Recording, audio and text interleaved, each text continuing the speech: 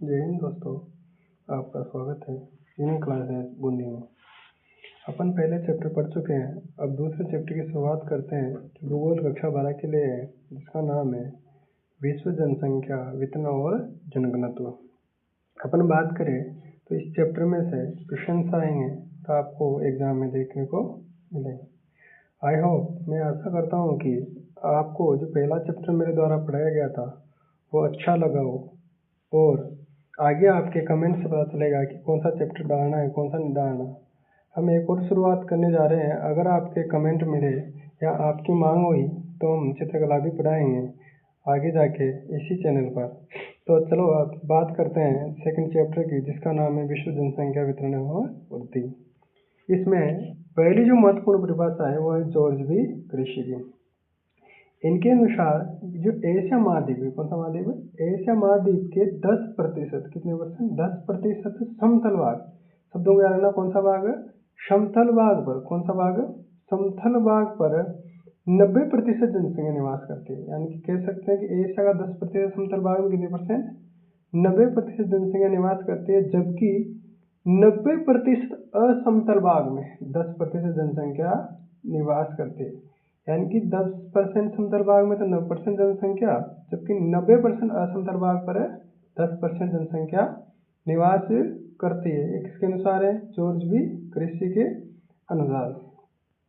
आगे चले अपन तो देखते हैं कि कहते हैं आगे क्या कहते हैं कि जो एशिया महाद्वीप है, जो पृथ्वी का जो महाद्वीप है, पूरा पृथ्वी है, उसके अंदर 2/3 भाग, कितना भाग, 2/3 भाग तो निर्जन है, जिसमें कोई व्यक्ति नहीं रहते हैं। जिसमें से भी उत्तरी गोलार्ध, यानी कि अपन बात करें 2 गोलार्ध होते हैं अक्षांश के हिसाब से, उत्तरी गोलार्ध में 85% जनसंख्या, क्योंकि वहाँ पे स्थल भाग ज्यादा है और जलीय भाग कम है। जबकि दक्षिणी गोलार्ध में 15% जनसंख्या निवास करती है। किसके अनुसार, जॉर्ज बी कृषि के अनुसार। ये क्या कहते हैं कि पृथ्वी के 2/3 भाग तो क्या है, निर्जन। उत्तरी गोलार्ध में कितना, 85%, और दक्षिणी गोलार्ध में कितना, 15% जनसंख्या निवास करती है। चलो अपन इसके की पॉइंटों की बात करें अभी, तो की पॉइंट देखते हैं। चलो इसके की पॉइंट देखो, की पॉइंट क्या है इसके, तो इसके की पॉइंट अपन देख लिया कि 10% असमतल भाग में 90% जनसंख्या, और 90% असमतल भाग में 10% जनसंख्या। यानी कि 10% समतल भाग में तो 90%, और 90% असमतल भाग में 10% जनसंख्या निवास करती है। फिर इन्होंने क्या बोला था कि पृथ्वी का 2/3 भाग क्या है, निर्जन। उत्तरी गोलार्ध में कितना परसेंट, 85%, दक्षिणी गोलार्ध में कितना, 15%। ये इनकी परिभाषा हो जाती है, किसकी, जॉर्ज बी कृषि की। अब अपन आगे चले तो बहुत ही इंपॉर्टेंट परिभाषा है आपके लिए, बहुत ज्यादा इंपॉर्टेंट है, इसको आपको याद करके जाना है। देखो किसका, जनघनत्व क्या होता है, जनघनत्व। तो यह परिभाषा आपको याद होना चाहिए, प्रति वर्ग किलोमीटर में, यानी 1 किलोमीटर में निवास करने वाले व्यक्ति की संख्या, मतलब 1 किलोमीटर में कितने व्यक्ति रहते हैं, इसको आपको याद करके जाना है। तो प्रति वर्ग किलोमीटर में निवास करने वाले व्यक्तियों की संख्या क्या कहलाती है, जनघनत्व। क्या कहलाती है, जनघनत्व। तो इसका फॉर्मूला क्या हो जाएगा, जनघनत्व बराबर जनसंख्या बटा क्षेत्रफल। बोलो जनघनत्व बराबर क्या होगा, जनसंख्या बटा क्षेत्रफल। जनघनत्व बराबर क्या होगा, जनसंख्या बटा क्षेत्रफल। जनघनत्व बराबर क्या होगा, जनसंख्या बटा क्षेत्रफल। अब क्वेश्चन पर्सन देखो, अपन देखते हैं किसी क्षेत्र का, मतलब इसके क्वेश्चन आ सकते एग्जाम में इस तरह से बना के आपको, तो आपको क्वेश्चन देख के जाने हैं, खुद को बनाना है। आगे चले तो अब आपसे पूछ सकता है कि जनघनत्व को प्रभावित करने वाले कारक कौन कौन से हैं, बहुत ही इंपॉर्टेंट है। तो कौन सा पहला कारक कौन सा होगा, भौगोलिक कारक। दूसरा कौन सा होगा, मानव निर्मित कारक, जो अपन बोल सकते हैं कृत्रिम कारक बोल सकते हैं कैसे। तो पहला जो कारक है उसके अंदर भौगोलिक कारक बनाते हैं, जल की उपलब्धता। किसकी उपलब्धता, जल की उपलब्धता। अब आप खुद ही समझ गए कि जिस क्षेत्र में जल की अच्छी गुणवत्ता होगी, यानी जल अच्छा होगा, ज्यादा होगा, तो वहां पे जनसंख्या कम निवास करेगी, ज्यादा अधिक निवास करती है। जबकि जिस क्षेत्र में जल की उपलब्धता कम होगी, क्या होगी, कम होगी, तो उसका अपन बोल सकते हैं वहां जनसंख्या कम निवास करती है, क्योंकि मानव की आवश्यकता क्या है, जल बिना वो नहीं रह सकता। अब अपन आगे बात करें तो अपन देखते हैं कि गंगा के जो गंगा मैदानी क्षेत्र है, गंगा मैदानी क्षेत्र, वहाँ पे जनसंख्या अधिक निवास करती है, वहाँ जल है। जबकि अपने मरुस्थलीय क्षेत्र में जाए तो वहाँ जल की कमी से जनसंख्या कम निवास करती है। अब आगे चले अपन बात करें, पहला कौन सा कारक है, जल की उर्वरता। दूसरा कारक अपन बात सकते हैं मृदा। अब आपको मृदा भी डिपेंड करता है कि मृदा क्या है, कृषि योग्य। कृषि अगर कृषि नहीं होगी तो इंसान तो नहीं दे पाएगा। तो जहाँ कृषि करने योग्य मृदा पाई जाती है, कौन सी मृदा पाई जाती है, कृषि करने योग्य मृदा पाई जाती है, वहाँ जनसंख्या अधिक निवास करती है। जिस क्षेत्र में कृषि करने योग्य मृदा नहीं पाई जाएगी वहाँ जनसंख्या कम निवास करती है। वापिस उदाहरण आप वही लिख सकते हो जो अपन देखा था कि गंगा के मैदानी क्षेत्र में क्या है, कृषि योग्य मृदा ज्यादा पाई जाती है, जबकि मरुस्थलीय क्षेत्र में कृषि योग्य मृदा कम पाई जाती है। फिर अपन बात करें तो कौन सा, जलवायु। कौन सा कहा गया, जलवायु। अब जलवायु किसे कहते हैं, एक तो मौसम होता है, एक होता है जलवायु।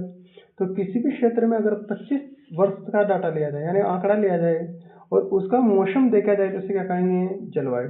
यानी कि 25 वर्ष का जो मौसमी आंकड़ा होता है, मौसमी डाटा होता है, उसे क्या कहते हैं, जलवायु। क्या कहते हैं, जलवायु। अब आप बताओ जलवायु कैसे होनी चाहिए, सम होनी चाहिए विषम। तो सबको बताया कैसे होनी चाहिए जलवायु, सम। जिस क्षेत्र में सम जलवायु पाई जाएगी, कैसी जलवायु पाई जाएगी, जिस क्षेत्र में सम जलवायु मतलब जिसमें अपन रह सकते हैं वहां पे जनसंख्या क्या करेगी, अधिक निवास करेगी। जबकि जिस क्षेत्र में सम जलवायु नहीं पाई जाती वहां पे जनसंख्या कम निवास करती है। अगर अपन रह ही नहीं पाएंगे, जलवायु बहुत ज्यादा होगी तो। अब देखो उदाहरण देखते हैं इसके। तो हिमालय वाले क्षेत्र में, हिमालय वाले क्षेत्र में कम जनसंख्या, क्योंकि वहाँ पे क्या होता है, बर्फ ही बर्फ होता है, तो वहाँ पे जनसंख्या निवास नहीं कर पाती। वहाँ पे कृषि योग्य भूमि नहीं है, वहाँ पे जल की उपलब्धता सही नहीं है इस कारण। जबकि मैदानी क्षेत्र में, किसमें, मैदानी क्षेत्र में अधिक जनसंख्या निवास करती है, क्योंकि यहाँ पे कृषि योग्य मृदा है, अपन बोलते हैं जल है, यहाँ पे जलवायु भी अच्छी है।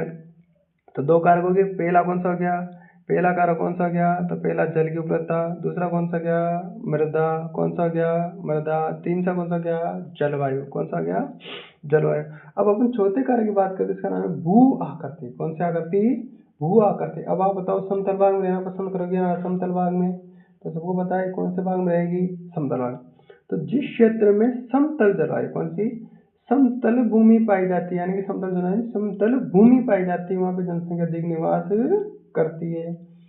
जिस क्षेत्र में समतल भूमि नहीं पाई जाती वहां जनसंख्या कम निवास करती है। जिस प्रकार अपन देख सकते हैं आराम से कि पर्वतीय क्षेत्रों में कम जनसंख्या, क्योंकि वहां पे कौन सी भूमि है, असमतल भूमि, जबकि समतल क्षेत्रों में अधिक जनसंख्या निवास करती है। तो ये अपने भौगोलिक कारक कंप्लीट हो चुके हैं। कौन कौन से कारक हुए, तो आप बोलो, जल की उपलब्धता, जल की उपलब्धता। तो अपन देखते जल की उपलब्धता, जिस क्षेत्र में जल अधिक पाया जाएगा वहाँ जनसंख्या अधिक निवास करती है, जिस क्षेत्र में जल कम पाया जाता है वहाँ जनसंख्या कम निवास करती है। दूसरा कौन सा गया, मृदा।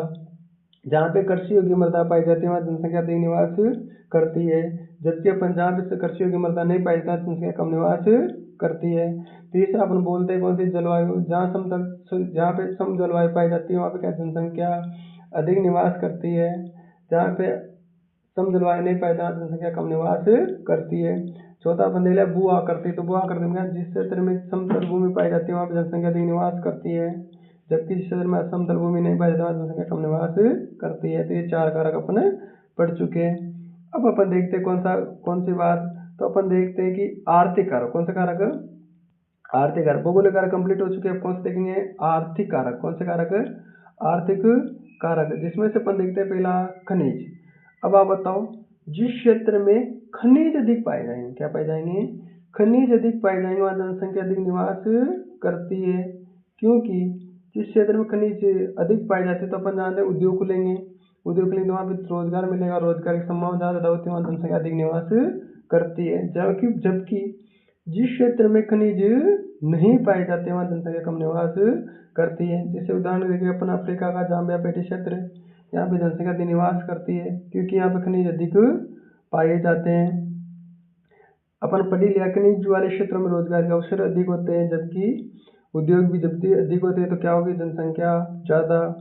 आगे बात करें कौन सा, नगरीकरण। कौन सा, नगरीकरण। नगरों में जनसंख्या अधिक निवास करती है, कौन सी करती है, नगरों में जनसंख्या अधिक निवास करती है, क्योंकि वहाँ पे शिक्षा, रोजगार और स्वास्थ्य का अवसर अधिक होते हैं। तो एक उद्योग कारक होता है कि नगरों में क्या होता है, शिक्षा, स्वास्थ्य, रोजगार के अवसर ज़्यादा होते हैं, इस कारण क्या करते जनसंख्या निवास करती है। फिर अपन बात करें तीसरा कारक, तो औद्योगिकरण। कौन सा कारण? औद्योगिकरण। औद्योगिकरण बात करें तो औद्योगिकरण में क्या होता है कि जिस क्षेत्र में उद्योग अधिक पाए जाते हैं, उद्योग अधिक पाए जाते हैं, उस क्षेत्र में जनसंख्या अधिक मिलती है। क्यों? कारण क्या है? तो रोजगार के अवसर अधिक होते हैं, व्यक्तियों को रोजगार आराम से मिल सकते हैं, व्यक्तियों को रोजगार आराम से मिल सकते हैं। फिर आगे बात करें कौन सा? सांस्कृतिक कारक। अब अपन जानते हैं संस्कृति बोधदा है। संस्कृति का अपन बोले तो संस्कृति अपन से जुड़ी हुई है, तो कौन सा कारक हो गया? सांस्कृतिक। जिस क्षेत्र में संस्कृति मिली जुली होती है क्योंकि अपन जाने संस्कृति अपन पर डिपेंड करती है, तो अपन पर लिया कौन सा? जनगणना को प्रभावित करने वाले कारक। कौन सा पहले?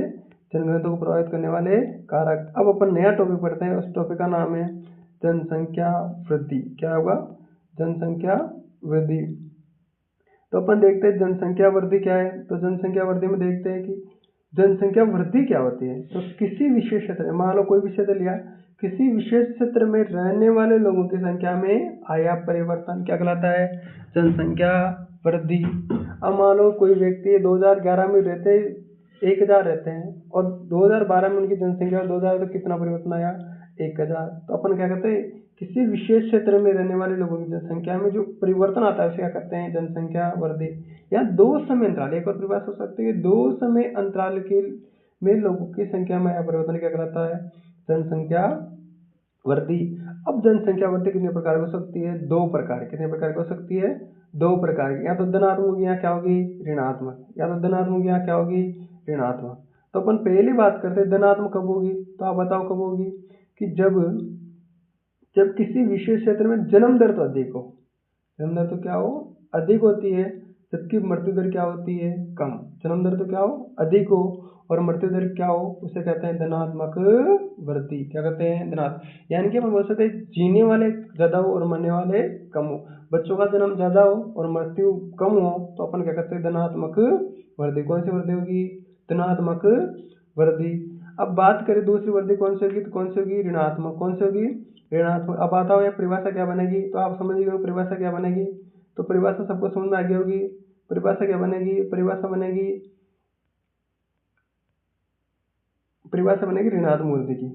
किसी क्षेत्र, किसी विशेष क्षेत्र की, अपने विशेष क्षेत्र की बात करेंगे, जन्म दर तो क्या हो? कम हो। जन्म दर तो क्या हो? कम हो और मृत्यु दर क्या हो? अधिक होती है, वो क्या कहलाती है? जनसंख्या में ऋणात्मक वृद्धि। तो सूत्र क्या बन जाएगा जनसंख्या ऋणात्मक वृद्धि? कि जन्म दर तो कम हो माइनस मृत्यु दर अधिक हो, तो क्या कहलाएगी? जनसंख्या ऋणात्मक वृद्धि। क्या कहलाएगी? जनसंख्या में ऋणात्मक वृद्धि। तो अपन आया जनसंख्या पर आया जनसंख्या वृद्धि क्या होती है। तो किसी क्षेत्र में यानी विशेष क्षेत्र में जनसंख्या में आया परिवर्तन क्या कहलाता है? जनसंख्या वृद्धि। दो प्रकार हो सकती है, एक तो हो सकती है धनात्मक, एक हो सकती है ऋणात्मक। धनात्मक किसे कहेंगे? कि यदि जन्म दर तो क्या हो? अधिक हो और मृत्यु दर क्या हो? कम हो, वो तो क्या कहलाएगी? क्या कहलाएगी? धनात्मक वृद्धि। और जन्म दर कम हो और मृत्यु दर अधिक हो, क्या कहलाएगी? ऋणात्मक वृद्धि। अब नया टॉपिक है, ये इम्पोर्टेंट है आपके लिए, इम्पोर्टेंट है, तो ये अपन बोल सकते हैं इम्पोर्टेंट आपको याद करके जाना है। तो कौन सा होगा? उसका नाम है प्रवास। क्या होगा? प्रवास। बहुत मोस्ट है आपके लिए एग्जाम के लिए। तो प्रवास क्या होता है कि लोगों द्वारा, किसके द्वारा? लोगों द्वारा एक स्थान से दूसरे स्थान पर जाने की प्रक्रिया क्या कहलाती है? प्रवास। मतलब यहाँ से भारत से विदेश जाना क्या कहलाता है? प्रवास। लोगों द्वारा एक स्थान से दूसरे स्थान पर जाने की प्रक्रिया कहलाती है? प्रवास। या दूसरी परिभाषा हो सकती है लोगों द्वारा स्थान बदलने की प्रक्रिया क्या कहलाती है? प्रवास। स्थान बदलने की प्रक्रिया क्या कहलाएगी? प्रवास। अब देखते हैं कि उद्गम स्थान, इस प्रवास की दो शब्दावली होती है, एक तो उद्गम स्थान, एक होता है गंतव्य स्थान। वो स्थान जहाँ से लोगों द्वारा प्रवास किया जाता है, जैसे मान लो भारत है, भारत से अमेरिका जा रहे तो भारत क्या कहलाएगा? उसका उद्गम स्थान। क्या कहलाएगा? वो स्थान जहाँ से लोगों द्वारा प्रवास किया जाता है, मतलब जहाँ उनका जन्म हुआ है, वो क्या कहलाएगा? उद्गम स्थान। और जहाँ पे लोगों, वह स्थान जहाँ पे लोगों द्वारा प्रवास किया जाता है, मतलब जहाँ पर जाकर रहते हैं, वो क्या कहलाएगा? गंतव्य स्थान। क्या कहलाएगा? गंतव्य स्थान। मतलब अपन बोल सकते हैं भारत से अमेरिका, तो अमेरिका क्या कहलाएगा? गंतव्य स्थान। और भारत क्या कहलाएगा? क्या कहलाएगा? क्या कहलाएगा? उद्गम स्थान। अपन उदाहरण में देख सकते हैं, भारत से सिंगापुर जाएंगे तो भारत सिंगापुर, तो भारत कहलाएगा क्या कहलाएगा? उद्गम स्थान। और सिंगापुर क्या कहलाएगा? गंतव्य स्थान है। कुछ उदाहरण है, आप नाम से भी ले सकते हो आप किसी से। अब प्रवास दो प्रकार का होता है। प्रवास कितने प्रकार का होता है? दो प्रकार का होता है। पहला जो प्रकार है इसका, उस प्रकार को आपको याद करके जाना है। प्रकार कौन सा है? तो अप्रवास। कौन सा है? अप्रवास। इसको थोड़ा सही कर लेना, कौन सा है? अप्रवास। ऐसा प्रवास जिसमें प्रवासी लोग किसी नए स्थान पर जाते हैं, शब्द क्या है ना, किसी नए स्थान पर जाते हैं, कहलाता है अप्रवास। पर ये बाहर नहीं होता है, ये अपन बोलते हैं देश के अंदर होता है, अपने राज्यों के अंदर हो सकता है, अपने जिलों के अंदर हो सकता है। तो यह प्रवास भारत के अंदर ही होता है, भारत के बाहर नहीं होता है। किसका होता है? भारत के अंदर। ऐसा प्रवास जिसमें प्रवासी लोग किसी नए स्थान पर जाते हैं और बाहर नहीं जाते, यानी कि विदेश नहीं जाते। इसका दूसरा जुड़ा हुआ रूप है, उसका नाम है उत्प्रवास। क्या नाम है? उत्प्रवास। तो क्या नाम है इसका? उत्प्रवास। ऐसा प्रवास जिसमें प्रवासी लोग किसी बाहरी स्थान पर जाते हैं, सब लोग कौन सा स्थान है? बाहरी स्थान पर जाकर रहते हैं, उसे क्या कहलाते हैं? उत्प्रवास। और ये किसी भारत के अन्य देशों में होगा, यानी कि विदेश वाला तो क्या कहलाएगा? उत्प्रवास। और स्वदेशी वाला क्या कहलाएगा? क्या कहलाएगा? अप्रवास। क्या कहलाएगा? अप्रवास। अब आपको एग्जाम में 100% इसको इम्पोर्टेंट रख के जाना याद। मेरे हिसाब से इसको मोस्टली लगा लेना, मोस्ट एग्जाम में आएगा आएगा आएगा रखना। कौन सा? प्रवास के कारण। क्या कारण है लोगों द्वारा प्रवास क्यों किया जाता है? और इसके कारण है, इसके 2 कारक दे रखे किताब में, उसका नाम है प्रतिकर्षक कारक। एक का नाम है प्रतिकर्षक कारक, बहुत इंपॉर्टेंट है। ऐसे कारक जो प्रवास का कारण बनते हैं, यानी कि लोग प्रवास का कारण बनने वाले कारक कहलाएंगे प्रतिकर्षक। यानी कि लोग यहाँ से किस कारण छोड़ते हैं, वह कारक कहलाएंगे प्रतिकर्षक कारक। जैसे कभी कभी मान लो आसपास के क्षेत्र में बाढ़ ज्यादा आती हो, तो वहाँ दरियाओं प्राकृतिक आपदाएं। राजनीतिक उपद्रव ज्यादा हो, यानी कि वहाँ पे अपन बोल सकते राजनीतिक ज्यादा उपद्रव हो, क्योंकि कभी लड़ाई झगड़े होते हो ज्यादातर। बेरोजगारी। कौन सा शब्द है? बेरोजगारी ज्यादा हो, यानी कि बेरोजगारी अधिक होगी तो अपन वहाँ लोग रोजगार नहीं मिल पाएगा, तो उनकी आर्थिक सुविधाएं कमजोर होगी और उनका पालन पोषण नहीं हो पाएगा। शिक्षा का अभाव हो, स्वास्थ्य अच्छा नहीं हो, आसपास के क्षेत्र में स्वास्थ्य की कमी हो, यानी कि अपन बोल सकते हैं उपचार के साधन नहीं हो, तो वहाँ भी हो सकता है। जलवायु अच्छी नहीं हो, संस्कृति अच्छी नहीं हो, मृदा अच्छी नहीं हो, जल की उपलब्धता कमी हो, तो अपन सारी चीजें इसमें देख सकते हैं। कौन से कारक लाएंगे? प्रतिकर्षक कारक। कौन कौन से हो गए? प्राकृतिक आपदाएं, राजनीतिक उपद्रव, बेरोजगार, शिक्षा का अभाव, स्वास्थ्य का अभाव, जलवायु, संस्कृति, मृदा, जल, बहुत सारे कारक है, तो अपन इसको लिख सकते हैं। यानी कि प्रतिकर्षक कारक हो गए जो प्रवास का कारण बनते हैं। किसके कारण बनते हैं? प्रवास का कारण बनते हैं। अब कौन सा कारक होगा? दूसरा अपकर्षक कारक। अब इसका उल्टा होगा, इसका क्या होगा? उल्टा होगा, और इसे उल्टा होगा अपन को याद करना है। कौन सा कारक है? अपकर्ष कारक। कौन सा कारक है? अपकर्ष कारक। कौन सा कारक है? नहीं, अपकर्ष कारक। अपकर्षक कारक को अपन देखते हैं, तो इस अपकर्षक कारक को अपन देखते हैं, तो इस अपकर्षक कारक में क्या है? ऐसा कार्य जो प्रवासी लोगों को अपनी ओर आकर्षित करता है। अब लोग जहाँ जाते हैं वो क्यों करना चाहते हैं? कारण देखना होगा ना, यानी कि जाने का कौन सा समझ गए। अब वहां जाके रहेंगे क्यों? ये भी तो निश्चित कारण। तो क्या है? ऐसा प्रवासी लोगों को अपनी ओर आकर्षित करते क्या कराएगा? अपकर्ष कारक। जैसे रोजगार होना चाहिए, वहाँ क्या होना चाहिए? रोजगार। अब वो कार्य क्या कहलाएगा? अपकर्ष कारक। शिक्षा के अवसर दो, क्या दो? शिक्षा के अवसर मिलना चाहिए, वो क्या कहलाएगा? अपकर्ष कारक। स्वास्थ्य, सामाजिक भेदभाव कम होना चाहिए, राजनीतिक उपद्रव कम हो, अनुकूल हो, जलवायु अनुकूल हो, मृदा अच्छी हो, जल हो सकता है, संस्कृति मिल सकती है, तो ये क्या कहलाएंगे? सब अपकर्ष कारक। क्या कहलाएंगे? अपकर्ष कारक तो आकर्षित करने वाले, तो प्रतिकर्ष वाले भेजने वाले होते हैं। कौन होते हैं? भेजने वाले होते हैं। अब जनसंख्या में परिवर्तन में प्राकृतिक घटक कौन कौन से होते हैं और क्या क्या होते हैं, अपन को देखना पड़ेगा।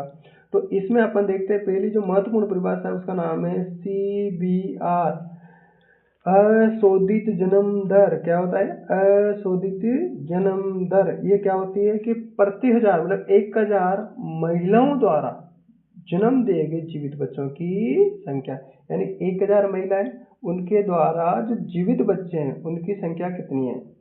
जन्म दिए गए जीवित बच्चों की संख्या कितनी है? तो वो क्या कहलाएगा? CBR, अशोधित जन्म दर। क्या कहलाएगा? अशोधित जन्म।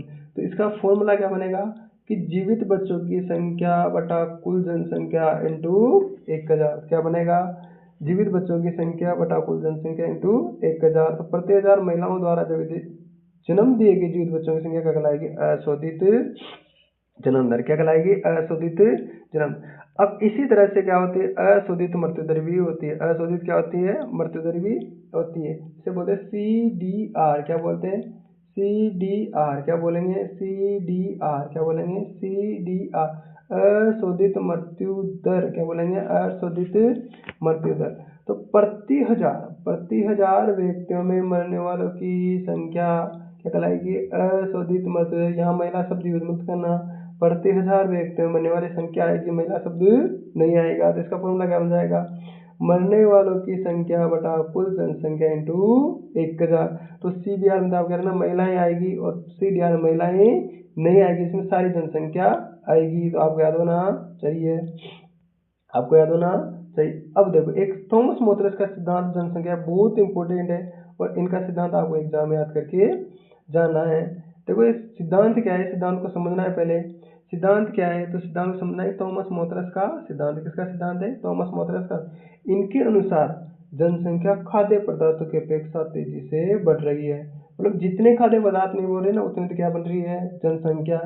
अब जनसंख्या बढ़ेगी तो क्या क्या होगा? उनका कि जिसके कारण कि जनसंख्या में भूखमरी, यानी कि अपने कहा कि भूखमरी आएगी, भूखमरी आएगी, अकाल पड़ेगा कि पानी वानी कमी, खाद्य पदार्थ कमी आएगी, और आर्थिक स्थिति घटेगी। जिस प्रकार अगर अपन वापस करेंगे भूखमरी अकाल आने पर क्या घटेगी? आर्थिक स्थिति घटेगी, वापस क्या आएगी? जनसंख्या में कि पहले जनसंख्या बढ़ेगी, फिर कुछ भूखमरी बढ़ेगी, फिर क्या आएगा? अकाल होगा, और अकाल के बाद आर्थिक स्थिति कमजोर होगी, और वापस जनसंख्या, क्योंकि अपन स्वास्थ्य पे ध्यान नहीं दे पाएंगे, अपन अपना आर्थिक विकास नहीं कर पाएंगे। किनकी परिभाषा है? थॉमस मोथर की। क्या कहा इन्होंने? कि इनके अनुसार जनसंख्या खाद्य पदार्थों की अपेक्षा तेजी से बढ़ रही है। मतलब जितने खाद्य पदार्थ नहीं होते उतने क्या बढ़ रही है? जनसंख्या बढ़ रही है, जिसके कारण भूखमरी, अकाल व आर्थिक स्थिति घटेगी, जिससे जनसंख्या में क्या आएगी? कमी आएगी। अब इन्होंने कहा कि जो सीमित जनसंख्या और असीमित जनसंख्या में क्या क्या अंतर है वो देखो। तो असीमित जनसंख्या बढ़ने पर संसाधनों की आती है? कमी आती है। सब होता है, अगर जनसंख्या बढ़ेगी तो संसाधनों की आएगी? कमी आएगी। जनसंख्या बढ़ने पर भूखमरी व गरीबी बढ़ेगी। जनसंख्या बढ़ने पर बीमारी और महामारी की समस्याएं होगी। जनसंख्या बढ़ने पर आर्थिक विकास में कमी आएगी। जनसंख्या बढ़ने पर जीवन स्तर कमजोर होगा। सब पता है अपन को। जनसंख्या बढ़ने पर अपने जो अपने रोजगार है उनकी कमी आएगी, बेरोजगारी बढ़ेगी। जनसंख्या बढ़ने पर अपने परिवार का पोषण सही नहीं कर पाएंगे, अपने स्वास्थ्य पर ध्यान नहीं दे पाएंगे, अपनी समस्याएं बहुत ज़्यादा हो जाएगी, अपनी शिक्षा का अभाव रहेगा। तो बहुत सारे कारण हो सकते हैं। अब देखो, ये तो हो गई असीमित जनसंख्या। अब सीमित जनसंख्या के फायदे क्या है ये भी देखते हैं अपन। तो सीमित जनसंख्या हो या आदर्श जनसंख्या, उसके फायदे क्या है? तो अपन भाई कि संसाधनों में कभी कमी नहीं आएगी, बोल सकते हैं ना कि सीमित जनसंख्या में संसाधनों में कमी नहीं होती है। आर्थिक विकास अच्छा होता है। आदर्श जनसंख्या, सीमित जनसंख्या, आर्थिक विकास, जिससे जीवन स्तर बढ़ता है। जनसंख्या अनुकूल परिस्थितियां बनी रहती है। सीमित जनसंख्या में महामारी, बीमारी, भूखमरी की समस्याएं बहुत ही कम होती है, क्योंकि अपन जानते हैं कि सीमित जनसंख्या तो अपन स्वास्थ्य पे, खाने पे, हर चीज पे क्या दे सकते हैं? ध्यान दे सकते हैं। सीमित जनसंख्या क्या फायदा है? तो सीमित जनसंख्या में संसाधनों की कमी नहीं होगी। आदर्श जनसंख्या, सीमित जनसंख्या में विकास अच्छा होगा, जिससे जीवन स्तर बढ़ेगा। सीमित जनसंख्या में अनुकूल परिस्थितियां बनी रहेगी। सीमित जनसंख्या में महामारी और बीमारी और भूखमरी की समस्याएं कम होगी। अब अपन बात करते हैं जनसंख्या नियंत्रण। ये खुद को लिखना होता है एग्जाम में, आपको अपने दृष्टिकोण से लिखना है, बहुत इंपॉर्टेंट है। आप सोचेगा कि भारत में जनसंख्या बढ़ोतरी की समस्या क्या है, उसको नियंत्रण करने के उपाय लिखिए। तो पहला क्या है? परिवार नियोजन अपनाकर। क्या करना? परिवार नियोजन अपनाकर दो बच्चों के बीच में क्या देना? अंतराल करना। महिलाओं को जागरूक करना। महिलाओं के स्वास्थ्य पर विशेष ध्यान देना। शिक्षा का प्रचार प्रसार करना। गर्भ निरोधक उपकरणों का प्रयोग करना। अपन बोल सकते हैं महिलाओं को शिक्षित करना। महिलाओं को इसके बारे में बताना कि इसकी समस्याएं क्या है, समस्याओं का सोल्यूशन क्या है, इस सारे बारे में, मतलब इसके नकारात्मक और सकारात्मक प्रभाव बताना, तो ये सारे बताना चाहिए। तो जनसंख्या नियंत्रण के उपाय क्या हो गए? परिवार नियोजन अपनाकर, दो बच्चों के बीच में जन्म दर और मृत्यु दर अंतराल रख के, महिलाओं को जागरूक करना, महिलाओं के स्वास्थ्य पर विशेष ध्यान देना, महिलाओं को शिक्षा प्रचार प्रसार करना, गर्भ निरोधक उपकरणों का उपयोग करना। बाकी तो आप खुद भी ऐड कर सकते हो इसमें। ये हो गया। अब अपन देखते आगे। तो एक सिद्धांत और है, और इसमें इस चैप्टर का समाप्त हो जाएगा। इस चैप्टर का खत्म हो जाएगा ये चैप्टर, और देखते हैं सिद्धांत कौन सा है। तो सिद्धांत है जनांकीय संक्रमण सिद्धांत। कौन सा है? जनांकीय संक्रमण सिद्धांत। किसी क्षेत्र की यानी किसी भी क्षेत्र की जनसंख्या का वर्णन करना और उसकी भविष्य की जनसंख्या का पूर्व अनुमान लगाना, क्या लगाना, सिर्फ पूर्व अनुमान लगाना कहलाता है जनांकीय संक्रमण सिद्धांत कहलाता है। यानी किसी क्षेत्र की जनसंख्या है उसका अपन वर्णन किया, फिर भविष्य में कितनी जनसंख्या है उसका अपन अनुमान लगा लिया, वो कहलाएगा जनांकीय संक्रमण सिद्धांत। जैसे अपन उदाहरण लेते भारत है, भारत अपन मानते हैं कि 111 करोड़ जनसंख्या है 2011 के अनुसार। फिर अपन कहा गया आने वाले 20 साल में भारत की जनसंख्या कितनी जाएगी, 140 करोड़ हो जाएगी, अपन ने कहा। तो ये क्या कहलाएगा, जनांकीय संक्रमण सिद्धांत। अब देखो जनांकीय संक्रमण सिद्धांत क्या कहते हैं, ग्रामीण क्षेत्रों में शिक्षित व्यक्ति कम पाए जाते हैं तथा शहरी क्षेत्रों में शिक्षित व्यक्ति अधिक पाए। शिक्षित का मतलब शिक्षा का भी देखा जाता है कि जनांकीय संक्रमण कौन से, शिक्षित व्यक्ति कम पाए जाते हैं, शिक्षित व्यक्ति अधिक पाए। अब इसकी कुछ अवस्थाएं होती है, अब आपको याद अवस्थाएं याद होना चाहिए। अब कौन कौन सी अवस्थाएं हैं, तो देखो अवस्थाएं कौन कौन सी है। तो प्रथम अवस्था यानी कौन सी अवस्था, प्रथम अवस्था, प्रथम अवस्था। फिर अपन देखते हैं कौन सी अवस्था, प्रथम अवस्था, द्वितीय अवस्था और तृतीय अवस्था। अपन यहाँ पे एक ग्राफ बना रहे, क्या बना रहे, एक ग्राफ, उच्च जन्म दर और उच्च मृत्यु दर। यानी प्रथम अवस्था में बहुत ही ज्यादा तो जन्म दर थी, बहुत ज्यादा क्या थी, मृत्यु दर थी। और इसमें प्रथम अवस्था में जो आने वाला देश उसका नाम है बांग्लादेश। अब द्वितीय अवस्था में उच्च दर, तो देखो अपन देखते ऊपर उच्च जन्म यानी जन्म दर तो घटी और मृत्यु दर भी घटने लगी। सब लोग क्या है ना, जन्म दर घटी और मृत्यु दर घटने लगी द्वितीय अवस्था में। यानी ग्राफ नीचे आ रहा था, क्या हो गया, इसका अर्थ क्या हो गया कि जन्म दर घटी और मृत्यु दर। इसमें कौन कौन से देश आते हैं, भारत, केन्या और श्रीलंका। और तृतीय अवस्था में निम्न क्या हो गई, जन्म दर और निम्न क्या हो गई, मृत्यु दर। और ये कौन से देश आते हैं इसमें, यूएसए, जापान और कनाडा। अब आपके लिए क्वेश्चन है कि ये जो अवस्थाएं इनमें परिवर्तन में आपके क्या क्या उपाय है और आपके क्या क्या सज्जन, आप खुद को लिख के आना है, यानी खुद को लिख के लेना है। 10 उपाय तो कम से कम लिखे कि निम्न जन्म दर के फायदे क्या है और निम्न दर मृत्यु दर के फायदे क्या है, और उच्च जन्म दर के नुकसान क्या है और उच्च मृत्यु दर के नुकसान। अब अपना ये चैप्टर यही समाप्त होता है। आगे अपन तीसरा चैप्टर करेंगे। और आपको अगर वीडियो अच्छा लगे तो इस चैनल को सब्सक्राइब करें और कमेंट करें कि आगे किस प्रकार वीडियो बनाया जाए और आपको क्या क्या फ़ायदा हुआ इससे, इस वीडियो से आप हमारे को कमेंट करके बताएं और इस वीडियो को आगे शेयर करें। जय हिंद, जय भारत।